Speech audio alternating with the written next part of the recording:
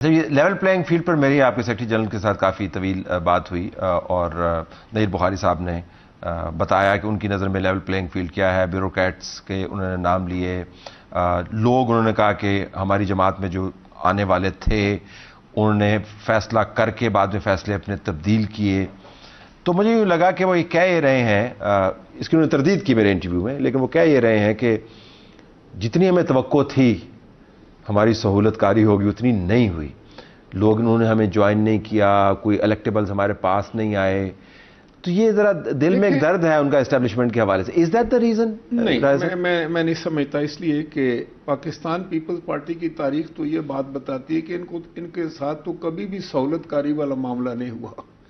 جتنے election Pakistan Peoples party میں نے کیے ہیں آج تک 70 سے لے کے آنورڈ، تو اس میں سے میں سمجھتا ہوں 3-4 الیکشن کو چھوڑ کر تو باقی سب میں نے خود حصہ لیا ہے، اور ہم نے وہ سارے الیکشن آڈز کے خلاف ہی لڑے ہیں. اس میں نہ کبھی کوئی سہولت کاری ہوئی. ہاں، پاکستان کے عوام نے بالکل ہمارا ساتھ دیا، لیکن خدشہ یہ ہوتا ہے، فرض کریں کہ جیسے ایڈمنسٹریٹولی اس کو کوئی کنٹرول کرنے کی کوشش کرے یا کوئی ایسا تاثر دینے کی کوشش کرے، تو الیکشن ایک بڑا پیچیدہ مسئلہ ہوتا ہے. کوئی بھی جب میدان میں ہوتا ہے کہ چھوٹا سا ایک جو ہے نا، وہ آپ یوں سمجھیں کہ کوئی ایسا فیصلہ یا کوئی ایسا ایک سسٹم سامنے آ جائے جس سے وہ اس کو کسی ایک پارٹی کو کوئی دھڑا بیٹھ جائے، کوئی ڈیلیمیٹیشن میں ڈنڈی مار دے، کوئی بندہ کوئی ایس ایچ او تبدیل ہو جائے، مطلب اتنا ہی کرنا ہوتا ہے نا. بہت میں آج آپ کو اپنی مثال دوں کہ 2018 کا انتخاب ہوا تو میرے ساتھ 1 لاکھ ووٹ نہیں، جو کہ شاہد خاقان صاحب کے حلقے کی تھی، وہ لگا دی گئی، جس کی بظاہر کوئی تک نہیں تھی. چلیں، میں لڑ گیا الیکشن، اللہ تعالیٰ کی ذات اور میرے حلقے کے عوام نے میرا ساتھ دیا اور مجھے کامیابی ہوئی. اس دفعہ بغیر کسی ریزن کے جب انہوں نے دیکھا یہاں مقابلہ میں نے کر لیا ہے، تو وہ 1 لاکھ ووٹ ہٹا کر 1 لاکھ نئی ووٹ جو تھی وہ پنڈی تحصیل کی میرے ساتھ لگا دی گئی. یہ ڈیلیمیٹیشن کے ذریعے ہوا؟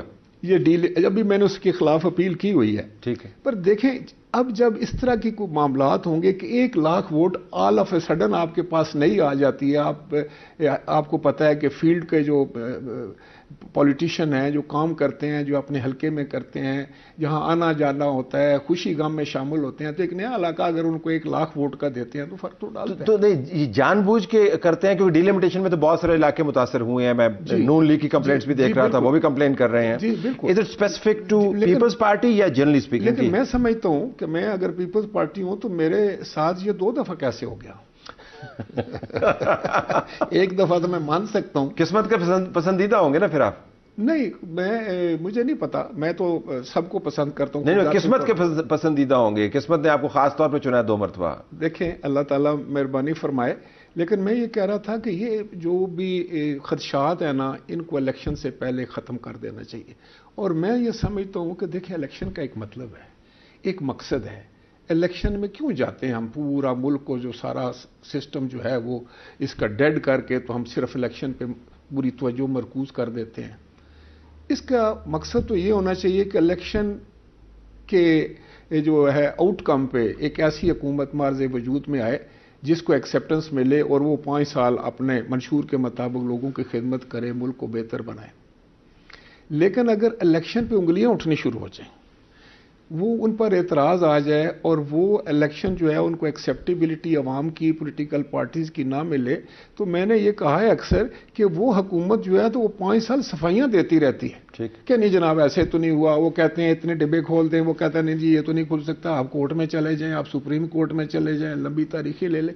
تو کرتے کراتے یہ ہوتا ہے کہ وہ اسی جھگڑے میں، اسی لڑائی میں اپنا سارا وقت گزار کر چلے جاتے ہیں اور ملک کی کوئی خدمت نہیں ہوتی. ایکسیپٹنس کے اوپر ہم ابھی آتے ہیں. اس میں پہلے گزارش کی تھی کہ بہت ہی اہم سبجیکٹ ہے کہ آپ اتنی بڑی الیکٹرل ایکسرسائز میں سے گزریں، اتنا پیسہ لگے، ساری قوم جو ہے تذبذب کا شکار ہو، پھر ایکسائٹمنٹ آئے، پھر نتائج اور آخر میں آ کے ٹائم فش کچھ بھی نہ نکلے.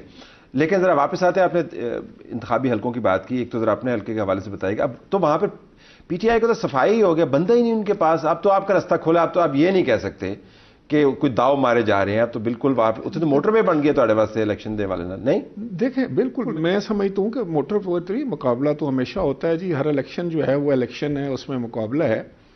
لیکن میں یہ سمجھتا ہوں کہ اللہ تعالیٰ کی مہربانی سے، اور مجھے بڑا اعتماد ہے اپنے حلقے کے عوام پر، انہوں نے بڑا ہمیشہ بھی کھل کر میرا ساتھ دیا. پچھلی دفعہ بھی پتہ ہے بڑے مارجن سے میں وہاں سے الیکشن جیتا ہوں، کوئی 30,000 سے زیادہ میرا مارجن تھا، وننگ مارجن. اور اس دفعہ بھی مجھے یقین کامل ہے انشاءاللہ تعالیٰ کہ اللہ تعالیٰ کی مہربانی اور حلقے کے عوام کی محبت کی وجہ سے میں یہ سیٹ حاصل کروں گا، اور ہم صوبائی اسمبلی کی سیٹس بھی انشاءاللہ تعالیٰ ون کریں گے. پیپلز پارٹی کو فائدہ ہوا ہے پی ٹی آئی کی ٹوٹ پھوٹ سے؟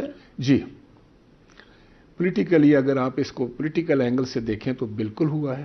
کس فائدے کی نوعیت کیا کہ ان کا ووٹر آپ کی طرف آئے گا یا آپ کے اوپوننٹس بھاگیں گے؟ دیکھیں، میں سمجھتا ہوں کہ پی ٹی آئی کا ووٹر تو کٹ جائے گا، لیکن مسلم لیگ کو ووٹ تو نہیں دے گا. ٹھیک، you have a good hope کہ وہ آپ کی طرف سوئنگ کرے گا؟ جی، اور وہ سوئنگ کرنے شروع ہو چکے ہیں. بالکل میں سمجھتا ہوں کہ وہ ہماری طرف آ رہے ہیں. ہماری خود میرے حلقے میں جوائننگ ہوئی ہیں بہت زیادہ، اخباروں میں بھی آتی ہیں، ٹیلی ویژن پہ آتے ہیں. وہ ہمارے علاقے کے لوگ ہیں نا جی، ہمارے اپنے ہی لوگ ہیں.